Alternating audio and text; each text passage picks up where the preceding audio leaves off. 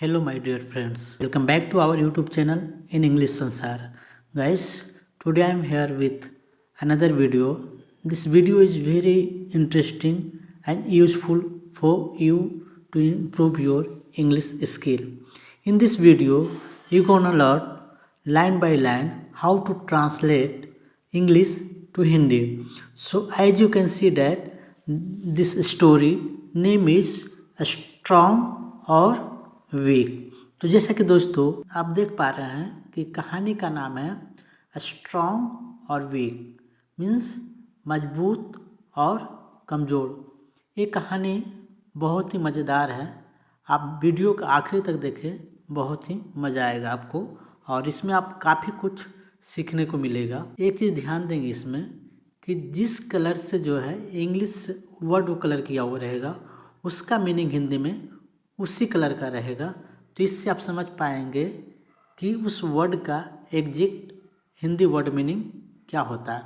चलिए अब हम लोग कहानी की ओर बढ़ते हैं, लेकिन अगर आप इस चैनल पर नए हैं तो चैनल को सब्सक्राइब करें और बेल आइकन को प्रेस करें ताकि हमारे द्वारा जितने भी वीडियो अपलोड किया जाए इस चैनल पे आपको तुरंत ही उसका नोटिफिकेशन मिल सके और उसका लाभ उठा सके।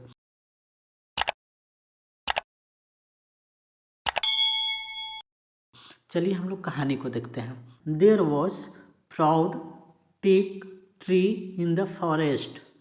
प्राउड मतलब होता है घमंडी, टीक मतलब होता है सागवान का और पेड़, तो फॉरेस्ट मीन्स जंगल होता है। तो जंगल में घमंडी सागवान का पेड़ था। He was tall and strong. Toll means लंबा होता है, स्ट्रॉन्ग मीन्स मजबूत होता है। वह लंबा और मजबूत था। There was a small herb next the tree. A small herb मतलब होता है छोटे जड़ी बूटी का पौधे, छोटे छोटे जितने भी पौधे होते हैं उसको हर्ब बोला जाता है। तो उस पेड़ के बगल में एक छोटी सी जड़ी बूटी का पौधा था। चलिए आगे देखते हैं हम लोग। The teak tree said. सागवान का पेड़ कहा, I am very handsome and strong, no one can destroy me. Handsome means होता है सुंदर, स्ट्रॉन्ग मीन्स जैसा कि मैंने बताया मजबूत, और डिस्ट्रॉय मीन्स होता है नष्ट करना, बर्बाद करना। अर्थात मैं अत्यंत सुंदर और बलवान हूँ, मुझे कोई नष्ट नहीं कर सकता। Hearing this the herb replied. Hearing means होता है सुनना, रिप्लाइड मीन्स जवाब देना।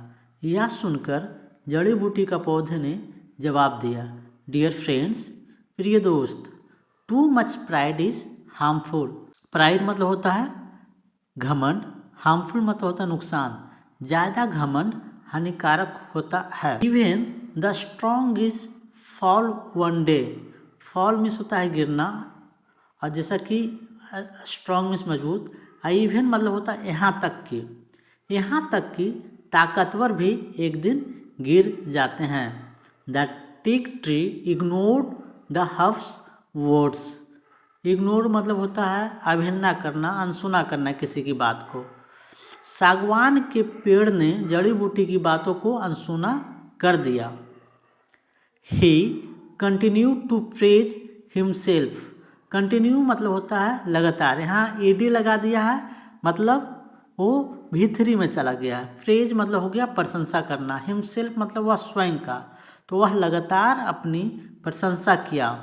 अ स्ट्रॉन्ग विंड ब्लो मतलब तेज हवा चली। विंड मतलब होता है हवा या पवन, ब्लो मतलब बहना, ब्लो का जो है सेकेंड रूप होता है blow. The teak stood firmly मतलब सागवान मजबूती से खड़ा रहा। जैसा कि हवा आई लेकिन फिर भी सागवान का पेड़ को कुछ नहीं हुआ, वो जस का तस खड़ा रहा। Even when it rained. Rain मतलब वर्षा हुआ है, इवन मतलब जैसा कि मैंने बताया यहाँ तक कि जब बारिश हुई फिर भी वो खड़ा रहा। The teak stood strong by spreading its leaves. Leaves means होता है पत्तियाँ, स्प्रेडिंग मतलब फैलाए हुए। तो क्या है, सागवान पत्तियाँ फैलाए मजबूती से खड़ा था। At the same time the herb bobbed low. मतलब उसी समय जिस समय हवा आई उस समय जो है पेड़ खड़ा था, लेकिन जड़ी बूटी का जो पौधे था वो क्या हुआ, उसी समय जड़ी बूटी का पौधा नीचे झुक गई।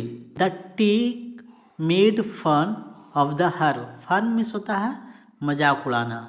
सो क्या किया, जब सागवान का पेड़ सीधा खड़ा रहा हवा आने के बाद भी, लेकिन जड़ी बूटी का पौधे जो झुक गया तो ही उसका जो है मजाक उड़ाया। सागवान जड़ी बूटी का पौधे का मजाक उड़ाया। One day there was storm in the forest. Storm means होता है तूफान, आंधी तूफान आना स्टॉर्म मीन्स होता है। फॉरेस्ट मीन्स जैसा कि मैंने बताया जंगल। एक दिन जंगल में तूफान आया। द हर्ब बॉब्ड लो, मतलब जड़ी बूटी का पौधा जो है नीचे झुक गई।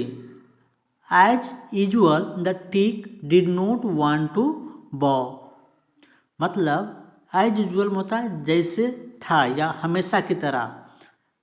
हमेशा की तरह सागवान झुकना नहीं चाहता था। The storm kept going stronger, तूफान तेज होते गया। The teak could not longer bear it. Teak मतलब सागवान का पेड़ जो है इसको जो है ज़्यादा देर सहन नहीं करने सका। उस स्टॉर्म तूफान आंधी तूफान जो आया उसको सहन नहीं करने सका। सागवान इसे अधिक समय तक सहन नहीं कर सका। He felt his strength giving away, उसको ऐसा महसूस हुआ कि उसका जो मजबूतियाँ हैं वो खत्म हो रही है। उसे लगा कि उसकी ताकत जो है खत्म हो रही है। ही फेल डाउन, वह गिर पड़ा।